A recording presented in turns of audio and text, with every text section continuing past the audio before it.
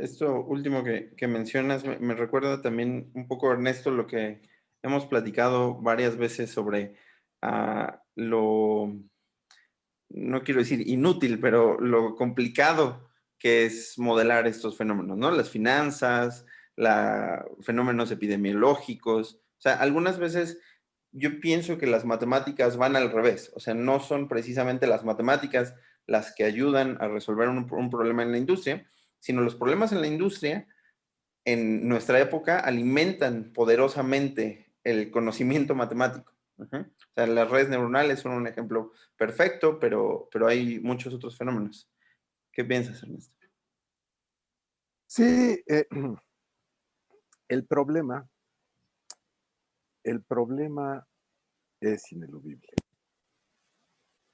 Te dejamos de escuchar, Ernesto. Creo que le pusiste mute a tu... Bueno. Ahí ya te escuchamos bien. Sí, el problema es ineludible. El problema es el teorema de incompletitud de Gödel. Déjenme explicar. Eh, eh, Ariete acaba de mencionar una frase muy provocadora, ¿no? Hay pérdidas que se pueden modelar y pérdidas que es muy difícil modelar. Eso dijiste, ¿no? No, Y las bueno, pérdidas esperadas y las no esperadas, sí. bueno, esperadas son más fáciles de modelar y no esperadas son más difíciles de modelar. Pero voy a decir algo muy provocador. Voy a decir que el problema de la irreducibilidad computacional hace que esencialmente sean intratables. Las requete difíciles, esencial. Pero déjenme dar un ejemplo muy sencillo para no hablar en el aire. Suponte que te pido que eres Manuel y que te pido que calcules el siguiente número. ¿Cuántos pesos, toma todos los pesos que ganan todos los ciudadanos de la Ciudad de México y divídelo entre todos los ciudadanos de la Ciudad de México, el número de ciudadanos? ¿Cuál es el promedio de pesos que ganan los ciudadanos de la Ciudad de México? Quieres este número y lo quieres tan preciso como sea posible. Quieres un momento de una distribución de probabilidades, quieres la media. Un solo momentito, quiero un momento, ¿verdad? Hablamos del primer momento, el segundo momento, el tercer momento, etcétera, etcétera. Quiero el primer momento, ¿verdad? Y tengo una caja donde están todos los ciudadanos de la Ciudad de México y saco un ciudadano y le pregunto, ¿cuánto ganas al año? Y lo pongo acá, ¿no? Y puedo sacar el ciudadano que yo quiera. Mi pregunta es, qué porcentaje de los ciudadanos creen que necesitan para empezar a tener bien la respuesta?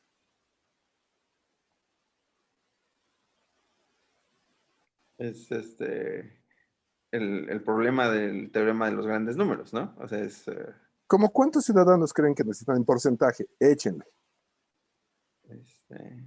pues yo diría que un 40%. Más del 99%. Porque si no sacas a Carlos Slim de la caja, tu número es all over the place. It's extremely far. Es muy lejano al verdadero.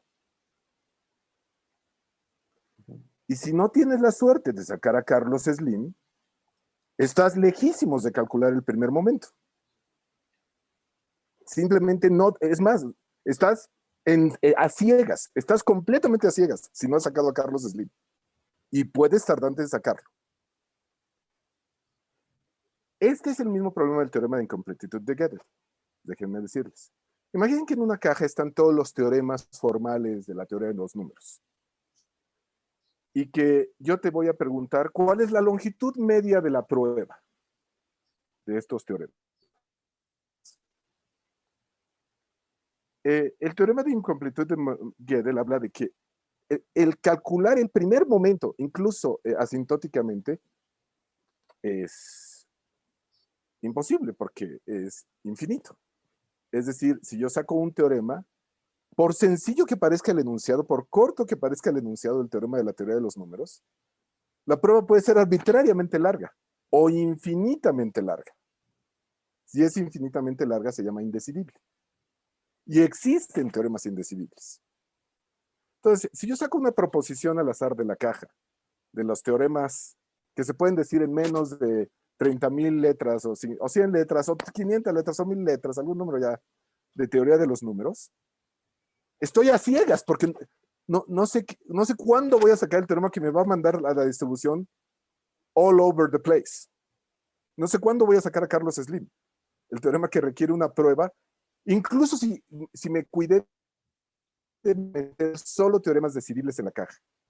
Incluso si me cuidé de meter solo teoremas decidibles en la caja, el teorema, el halting problem a la Turing, es un poco más severo que solo saber si para.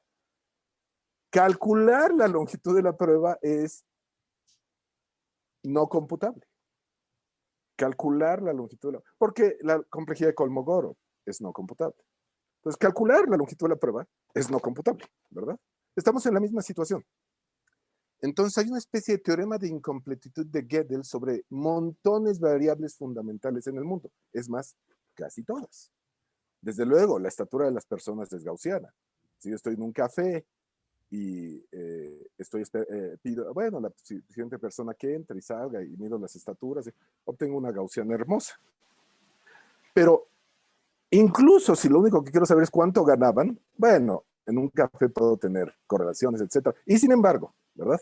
Si amplío un poco más que un café, tomo una calle, la avenida tal por cual, y me pregunto cuánto gana la siguiente persona que va a pasar por esta calle, estoy en un mundo de opacidad extrema, en donde el fenómeno de Gödel empieza a kick in, empieza a activarse, y la opacidad, la inconocibilidad del proceso empieza a ser extremadamente severa. ¿Qué hacer en un mundo epistemológicamente inconocible? Esto es una pregunta que me ha fascinado a lo largo de los años, ¿verdad? De los últimos años. Y una de las primeras respuestas decimonónica es, o cuasi decimonónica, es la teoría de valores extremos, que empieza a refinar. El teorema del límite central es tan bello que nos dejó impresionados, pero su rango de aplicabilidad es muy pequeño. Casi nunca se puede aplicar. Entonces, no, es tan bello que nos dejó impresionados, ¿no?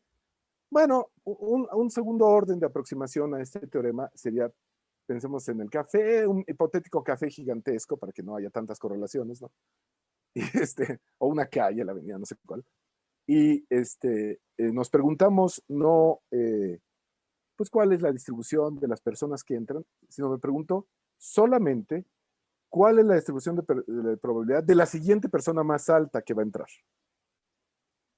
Esta pregunta, que parece muy inocente, tiene un nuevo teorema del límite central y es la base de la teoría de valores extremos, que es una especie de teorema de Gödel. Es muy meta todo este modo de pensar, porque dices, bueno, no puedo saber, pero si sé que no sé, ¿cómo actúo para que no me devore el sistema? Para no entrar en la ruina.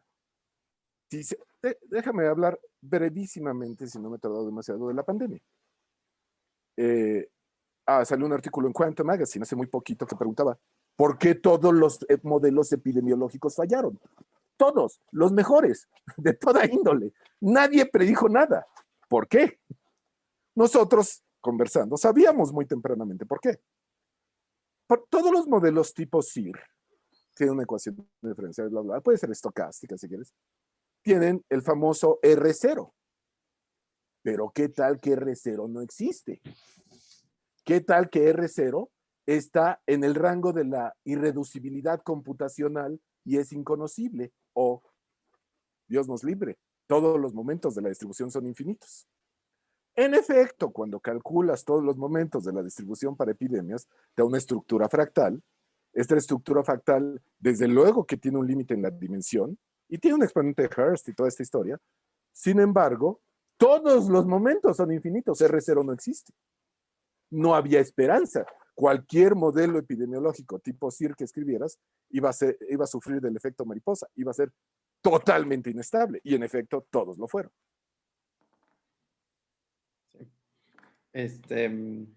Muchas gracias a todos. Creo que hay dos preguntas que vamos a dejar. Una para Arieti, si mal no recuerdo, y la otra es para Ernesto. Las vamos a dejar ahorita por parte de la audiencia. Voy a pasar a la segunda pregunta del día de hoy. ¿Y te parece bien, Carl, si comienzo contigo? O sea, la pregunta es, ¿qué es más difícil? Modelar educadamente, utilizando las matemáticas, estos fenómenos tan complicados como los que está hablando Ernesto, ¿o es más difícil explicarle a alguien que no sabe matemáticas por qué estás haciendo esto? O sea, está relacionado también con lo que mencionó Enrique. O sea, para mí siempre una de las preguntas que me ha parecido fascinante es cómo explicar sin sobresimplificar un resultado matemático a alguien que no sabe matemáticas, ¿no? O sea, yo siempre he sufrido cuando alguien es extremadamente wavy y trato yo de aprender algo, cuando no nos los explica muy bien, ¿no? Pero por el otro lado, cuando estás enfrente de alguien que sabe mucho más, es difícil, es difícil seguirlo formalmente. ¿Cómo le haces tú, Carl, cuando tienes que explicarte lo que estás haciendo en términos de modelado matemático con una persona que no es matemática o que a lo mejor no es científico de la computación? Pues yo creo que esa es la clave de la falta de comunicación entre negocio y el área de ciencia de datos por lo general, ¿no? El tema de querer adaptar un modelo, eh, yo creo que lo más complicado siempre es decir, no qué se hizo, ni por qué se hizo, pero por qué se escogió esa forma de modelarlo, ¿no? Ujú. Y sobre todo dentro de la industria y que también se está abriendo un poco más el tema de trabajar con modelos de caja blanca o que son totalmente entendidos y totalmente entendibles qué hacen con lo que hacen o por qué lo hacen, va de la mano con esta reducción de incertidumbre, pero del lado de negocio, ¿no?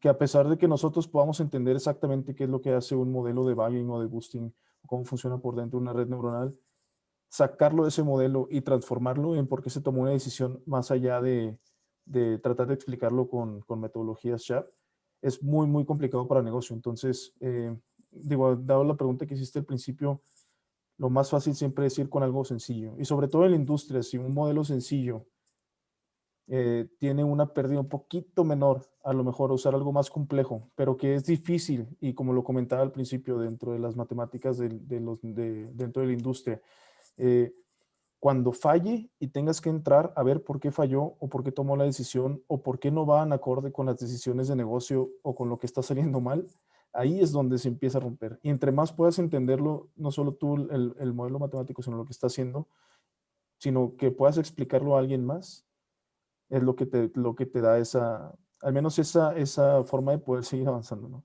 Ya cuando la gente confía un poco más en lo que estás haciendo en los modelos, quizá puedes moverte un poco más algo de caja gris, explicarlo, ir entendiendo más, pero la gente empieza a hablar de confianza.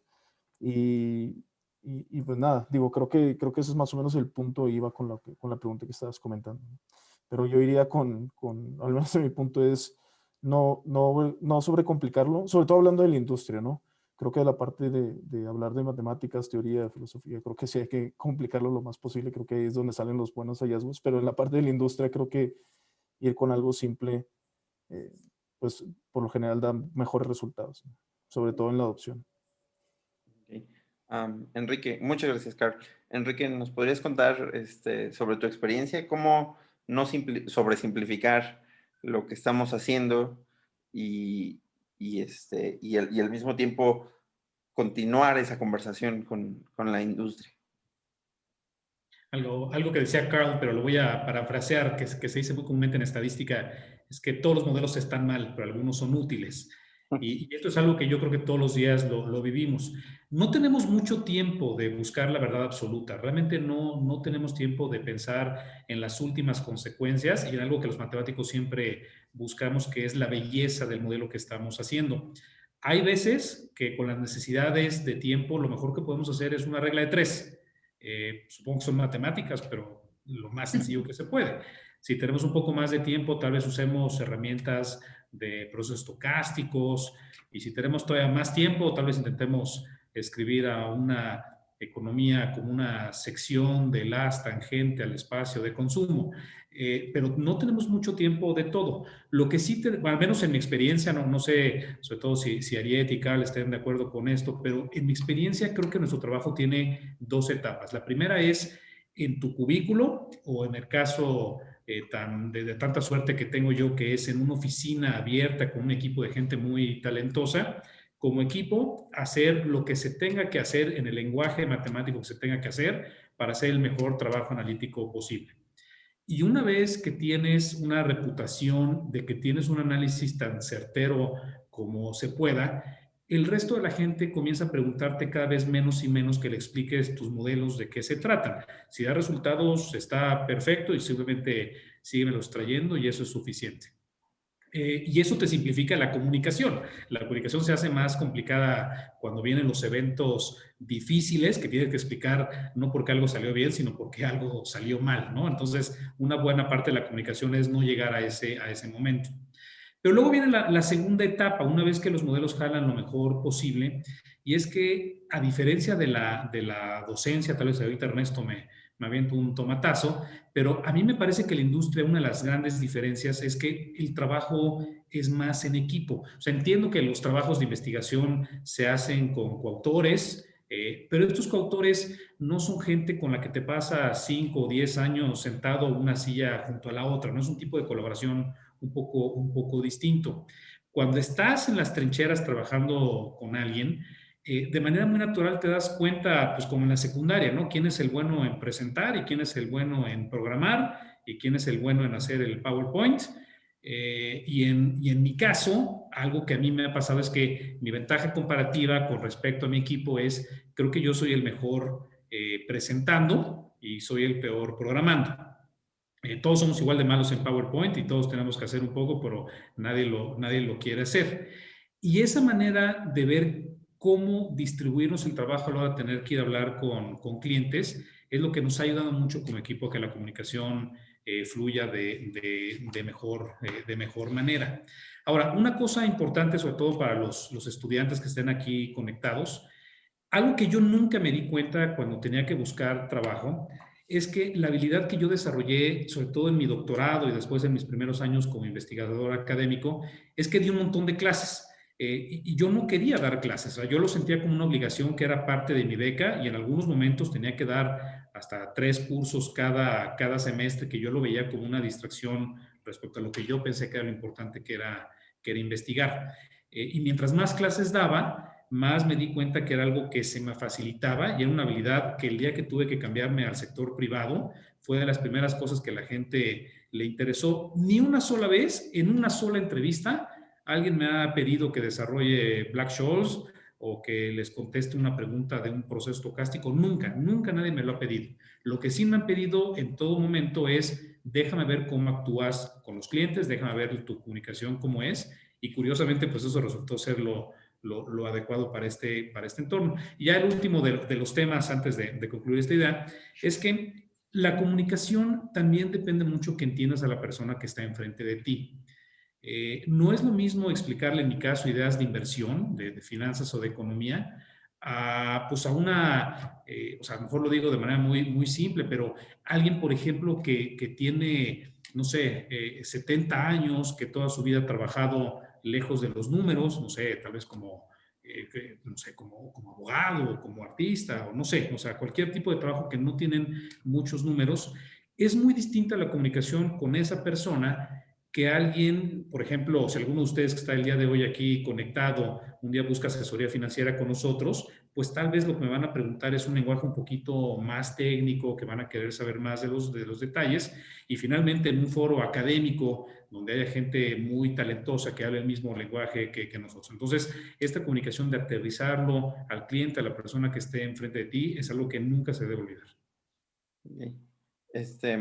Ernesto, ¿te parece bien si nos cuentas si le vas a aventar un tomatazo a Enrique o no? No, de ninguna manera. No, de ninguna manera.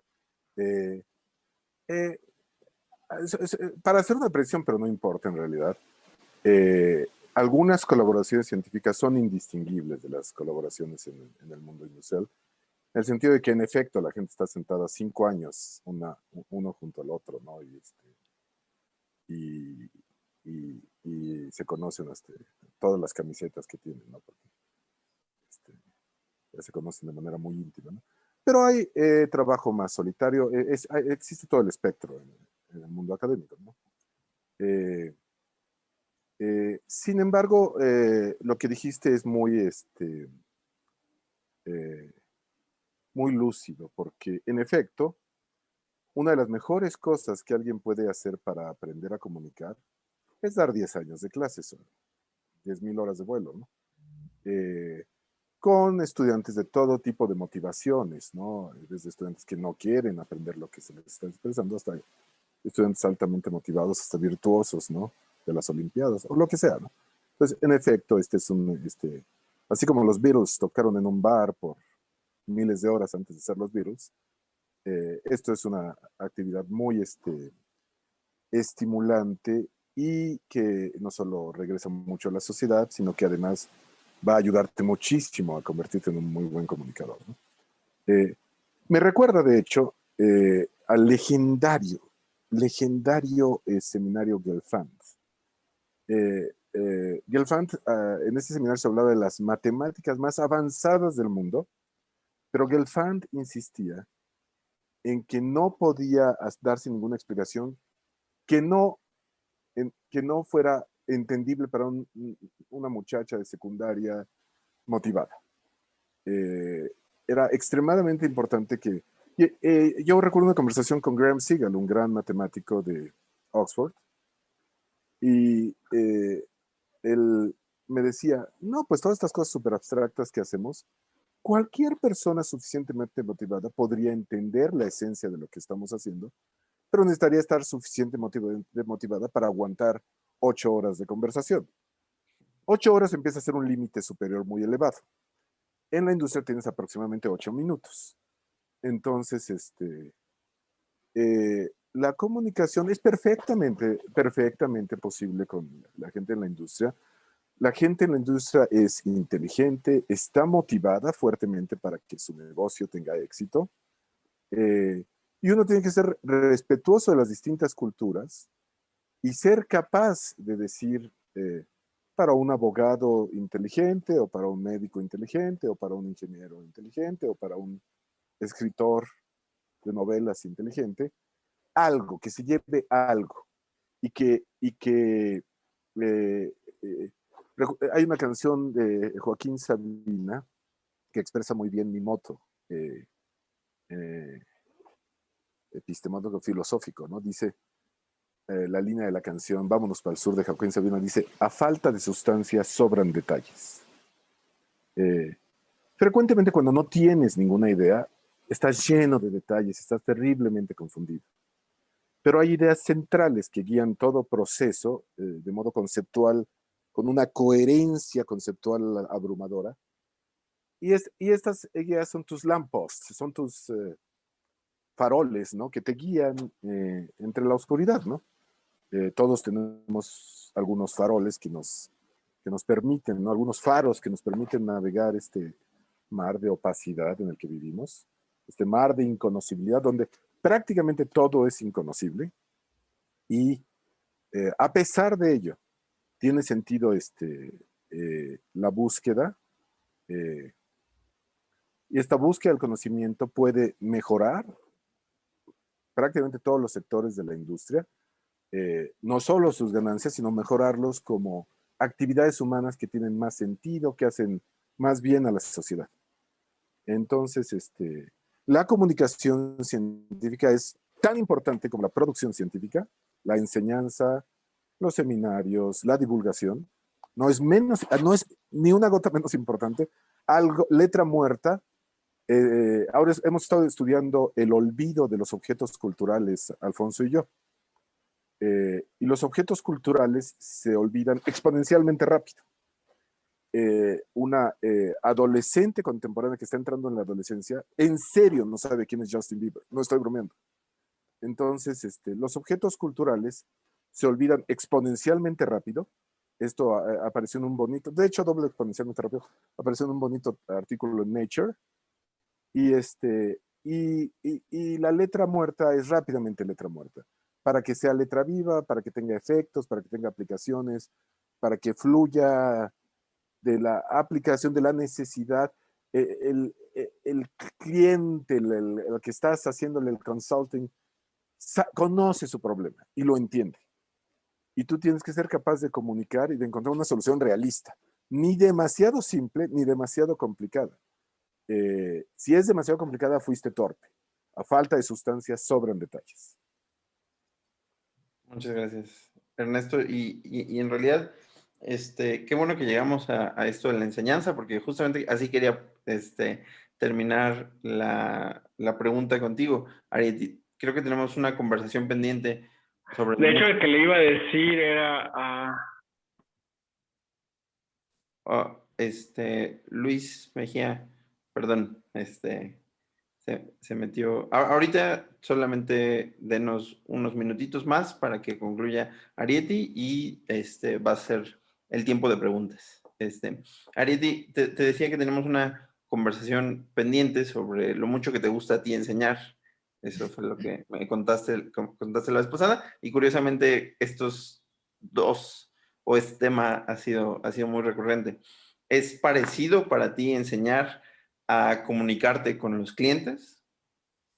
Sí, fíjate que después de algunas anécdotas de que algunos colegas y amigos me decían que a veces hablaba y veía a la gente como diciendo, estás muy tonto o no me estoy explicando bien, aprendí, o más bien recordé algo que un profesor de matemáticas me dijo, bueno, nos dijo en general a la clase, y es que si tú no eres capaz de explicar de una manera sumamente sencilla y simple lo que estás haciendo matemáticamente, quiere decir que ni tú lo estás entendiendo. Y justo esto que empecé a practicar lo apliqué un poco haciendo mi hedging en trading, en donde yo decía, es que mi gama es positiva, entonces tengo que hacer mucho trading, pero si mi gama cambia negativo, no me pidan que siga haciendo trading. Entonces les explicaba de las derivadas, ¿no? Y la segunda derivada, entonces me decían, es que, o sea, tu gama positiva y tu gama negativa, ¿qué? ¿No? Entonces, hasta que logré decirles, ok, es que cuando yo tengo una gama positiva, si el mercado sube, todo lo que hice matemáticamente con mi archivo y programé me dice que tengo que vender, y cuando baja, tengo que comprar. Entonces, cuando hago una cobertura dinámica, no es muy difícil darte cuenta que compras barato, vendes caro. Lo contrario pasa cuando traes una gama negativa, ¿no? Y ese es el primer ejemplo de tratar de explicar, y muchas veces también nos ayuda a nosotros a entender un poco más lo que estamos haciendo, ¿no?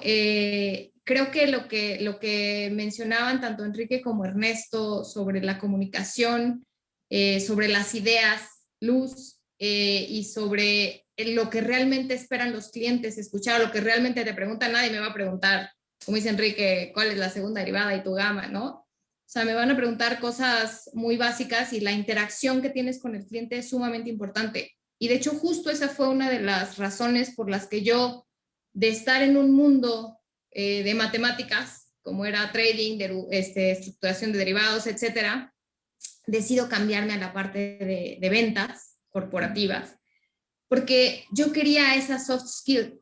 Y justo lo que tú mencionabas antes de si el explicar matemáticas podía ser una soft skill o no, yo estoy de acuerdo con eso, y yo creo que sí, porque he conocido personas sumamente inteligentes, ¿no? Rayando en ser genios, que no logran expresar eso tan interesante que están trabajando.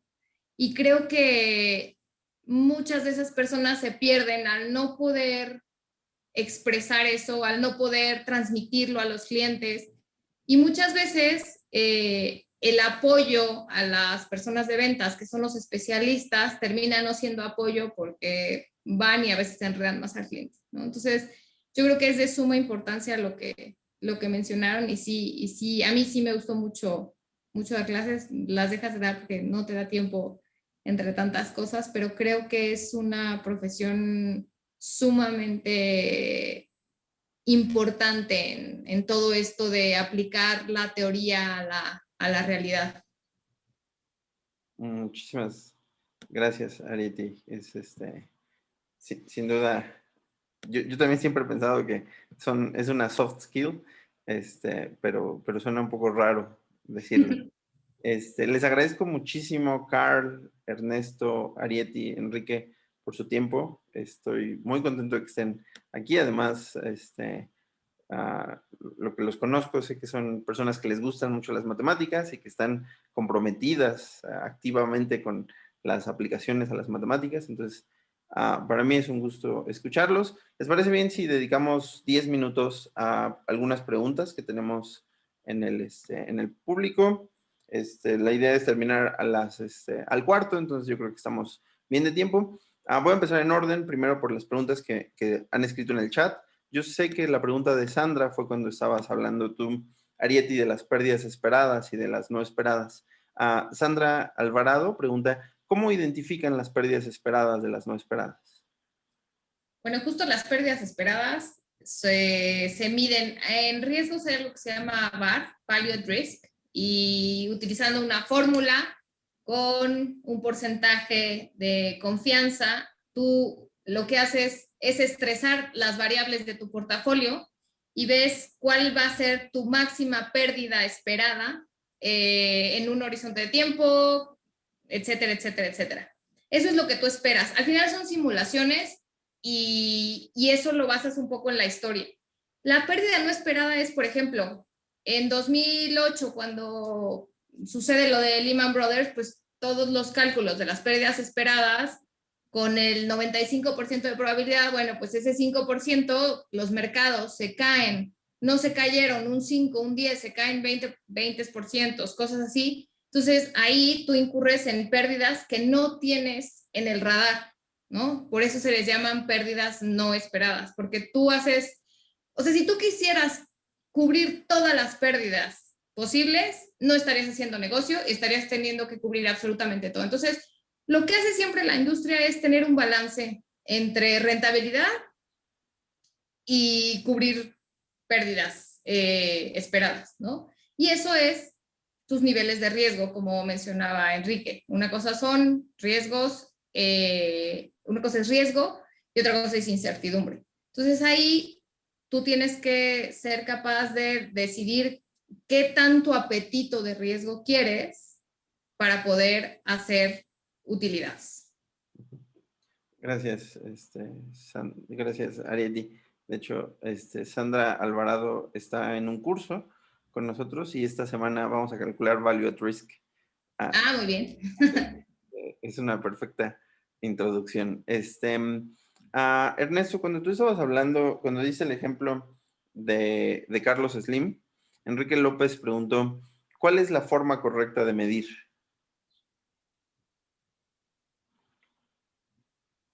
Bueno, déjenme usar una metáfora que es una metáfora didáctica de Nassim Taleb que me gusta mucho. Suponte que es lo mismo que dijo Arieti sobre Lehman Brothers y toda esta historia. Suponte que eres un guajolote y que llevas una gráfica de tu peso y cuánto peso vas a ganar y cuánto peso vas a perder todos los días. Y que digamos que es 15 de noviembre, tienes tu tendencia y eres muy asiduo y lo metes a tu Value Risk Analysis y calculas todas tus variables, programas, ¿no? Tus pandas y todo lo que quieras, ¿no? Y pues ahí tienes tu serie de tiempo de tu peso, ¿no? Y también te interesa la variable de qué comida vas a recibir, ¿no? Todos los días. Y la cosa se empieza a poner mejor y mejor, auténticamente. Y luego llega el 24 de diciembre y algo pasó. Y todos estos modelos dejaron de funcionar repentinamente. Esto es lo que Taleb llama el Turkey Problem. Porque de pronto pierdes peso muy rápidamente entre el 24 y el 26 de diciembre, hasta llegar a 0. Entonces, pues bueno, el Turkey Problem es el mismísimo problema de lo que ocurrió con Lehman Brothers. Y en ese momento es el problema del Big Bang en las leyes de la física. No nos atrevemos a aplicar las leyes de la física cerca de una singularidad. Hay un pequeño problema con los modelos, y es que los modelos funcionan cuando funcionan, como diría un célebre médico, y no funcionan cuando no funcionan. Y el momento, la singularidad cuando no funcionan, se llama un extreme event, un evento extremo, ¿verdad? Ahora, observa lo interesante del ejemplo del pavo, que es brillante de Taleb. Esto no tiene ninguna sorpresa para el granjero, pero es absolutamente opaco para el pavo. El problema es que toda discusión de probabilidad es una discusión sobre epistemología, sobre qué sé yo, qué saben los demás. Sabemos, Enrique nos lo dirá, es absolutamente falso que la información fluye libremente. Y hay, y bueno, Jim Simons es un experto en haber encontrado fallas de mercado. Si no, su fondo no sería tan redituable. Es decir, el problema del pavo implica que los modelos funcionan cuando funcionan y no funcionan cuando no funcionan. Es cuando entra el momento meta, el momento del teorema de incompletitud de Gödel. ¿Cómo medir estas cosas? Hay dos respuestas a esto. Una es, hay teorías que tratan de mitigar el problema de que los modelos no funcionan cuando no funcionan. Y, de hecho, si los modelos siempre funcionaran, no tendría ningún chiste nada de esto. Una computadora podría hacerlo. Tarde o temprano, suficiente inteligencia artificial aprendería a hacer esto, ¿verdad? Porque tarde o temprano el asunto sería conocible. El problema es que no es en teoría inconocible, es que es en el sentido de Gödel inconocible. Es irreducibilidad computacional. Es el problema de que para calcular el estado final de un sistema dinámico, hay sistemas dinámicos para los cuales se puede demostrar que la única manera es calcular toda su evolución. Y si te equivocas 0.0000001 en uno de los pasos, rápidamente estás perdido. Un sistema hiperbólico ahí, ¿no? Entonces, dado que la realidad se parece más a un sistema dinámico con efecto mariposa, por ponerlo de alguna manera, altamente inestable, que a un sistema predecible y bonito y sencillo, tenemos esta obstrucción enorme a la aplicabilidad de los modelos. Déjenme darles otro ejemplo, el juego de la vida de John Conway. Como sabemos, el juego de la vida de John Conway es completo, Turing completo, es completo computacionalmente. Puedes programar una computadora en el juego de la vida. Y entonces puedes programar cualquier programa, en particular por el teorema de Turing, puedes programar algo que no sabes si para y no vas a saber jamás, hasta que pare. Y si no para, nunca vas a saber. Este es un sistema dinámico sencillísimo. Observen que la regla del juego de la vida es sencillísima. Y poniendo una condición inicial particular, vas a estar en un proceso absolutamente inconocible, en donde el más mínimo error, si le cambias una celda al juego de la vida, vas a destruir todo el cómputo de, digamos, los primeros 100,000 ejemplos en el teorema de Fermat, ¿verdad? Los primeros 10,000 verificaciones de que no hay nada que cumple el teorema de Fermat, ¿no? Sabemos que ese no debe parar, ¿verdad? Y cambiando una sola celda en el juego de la vida, programado universalmente para lidiar con el teorema de Fermat, ya para. Y una sola celda, ya pararía, ¿no? Esto se puede demostrar. Entonces, no es aproximadamente inconocible. Es, en principio, estructuralmente inconocible cuando los modelos no funcionan. ¿Esto qué quiere decir? Que tienes que irte meta. Y eso es lo que tratan de hacer las derivadas. Las derivadas tratan de irse meta. Tratan de irse, bueno, y si fallo, le apuesto a esto, pero si fallo, que fallo, y tratas de irte a todos estos niveles meta. Pero también se puede mostrar, gracias al argumento de Gödel, que esto es imposible hacerlo bien. Porque otra vez vas a entrar, otra vez, por el argumento de Gödel, vas a tener exactamente el mismo problema que al principio. Cualquier pequeñísimo error en tu cálculo te va a mandar a impredictibilidad total. Y otra vez dice, no, pero me voy meta-meta. Y va a ocurrir lo mismo. Sin embargo, varios niveles meta son útiles. Y heurísticas de Barbell y cosas por el estilo son mucho más útiles que los cálculos más sofisticados y precisos. Claro, le puedes ganar al mercado a corto plazo si tienes una conexión de internet más rápida y estás en Manhattan. Desde luego, pero a la larga, los modelos funcionan cuando funcionan, no funcionan cuando no funcionan, y es estructuralmente impredecible cuando esto ocurre. Perfecto, muchas gracias, Ernesto. Nos vamos a tomar unos minutitos más. Hay 2 preguntas en el chat. Quisiera hacerle una pregunta a Enrique de la audiencia y otra pregunta a Carl. Yo sé que esta pregunta te va a gustar, Enrique.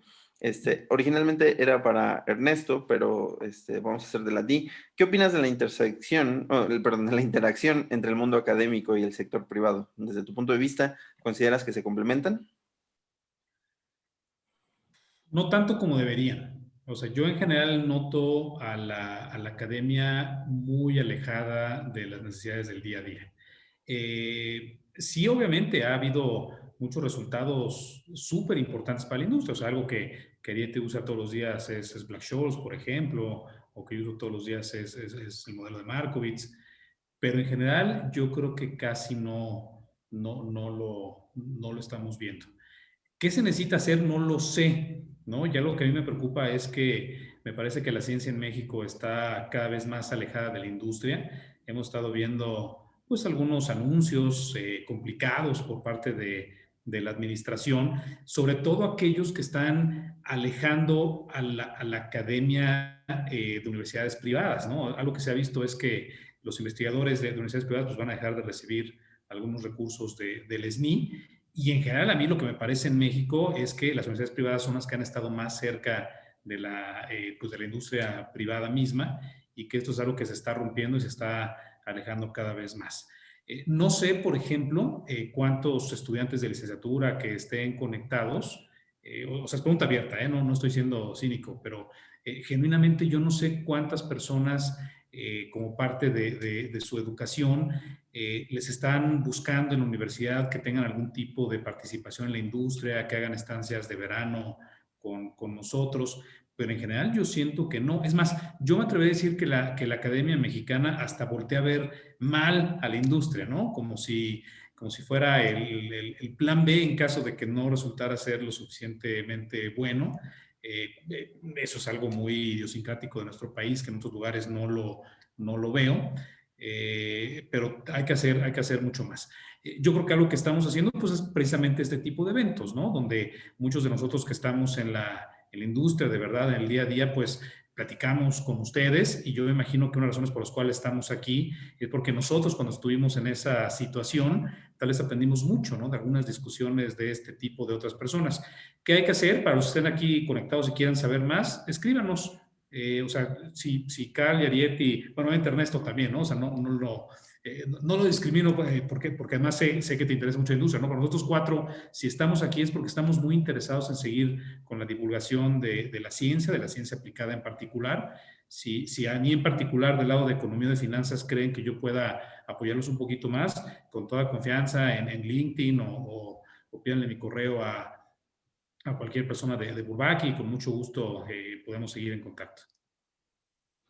Gracias, Enrique. Sí, justamente una de las razones para invitarlos es porque he platicado y platiqué con ustedes y conozco que esa pelea industria-academia no existe para ustedes, o por lo menos en su mente o en su deber ser no existe. Entonces, claro que es una de las razones. Vamos a terminar con solo una última pregunta que hizo Carlos Vargas. ¿Te parece bien, Carl, si tú nos ayudas a dar tu opinión?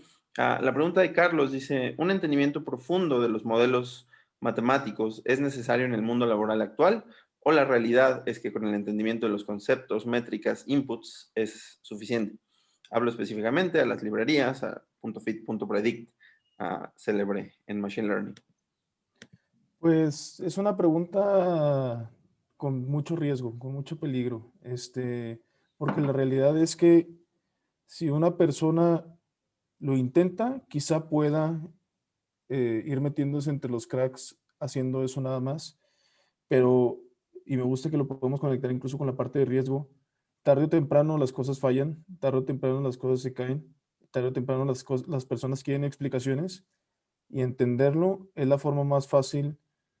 Y te lo voy a decir desde el punto de vista hasta computacional, ¿no? De debuguear cualquier cosa que estás haciendo. O sea, de entender no solamente tu código, sino de debuguear cómo estás procesando los datos, cómo estás realmente haciendo el modelo, qué realmente es lo que, hasta la pregunta de negocios está bien planteada. Y eso solamente es entendiendo qué exactamente está por detrás. No necesariamente significa que tengas que entender o derivar toda la teoría como para entenderla al 100%, quizá no. Debe ser un nivel con el que te sientas cómodo, pero entender exactamente qué es lo que estás haciendo. Creo que lo más peligroso es usar algo sin entender por qué y confiar en los resultados, ¿no? Eso es lo más peligroso que puede pasar. Sí, sin duda, algo que seguramente los cuatro estarán de acuerdo. Todos admiramos muchísimo a las personas que trabajan en la industria y que todo les sale bien y no saben matemáticas, ¿no? O sea, hay muchas personas con una intuición poderosísima, que entienden muy bien el problema y que quizás no necesitan matemáticas para realizar su trabajo día a día. Yo los admiro profundamente porque yo no puedo hacer nada si no entiendo lo que estoy haciendo, ¿no? O sea, yo soy una persona que solamente sabe leer un libro de principio a fin y no lo puede ir abriendo página por página. Es muy complicado. Pero bueno, sin duda el tema es muy interesante, porque me da la idea es hacer este evento cada 3 meses, eventualmente, invitar a más matemáticos, involucrados en la industria. Entonces, justamente porque me da miedo que nunca nadie más quiera decir que sí, porque nos tardamos mucho en el tiempo, los vamos a cortar aquí, pero de nuevo, gracias al público y gracias a todos ustedes. Gracias. A ti por la Gracias. Gracias a ti, invitación. gracias a todos todos, gracias a todos. por Muy asistir. enriquecedor. No, un gusto platicar.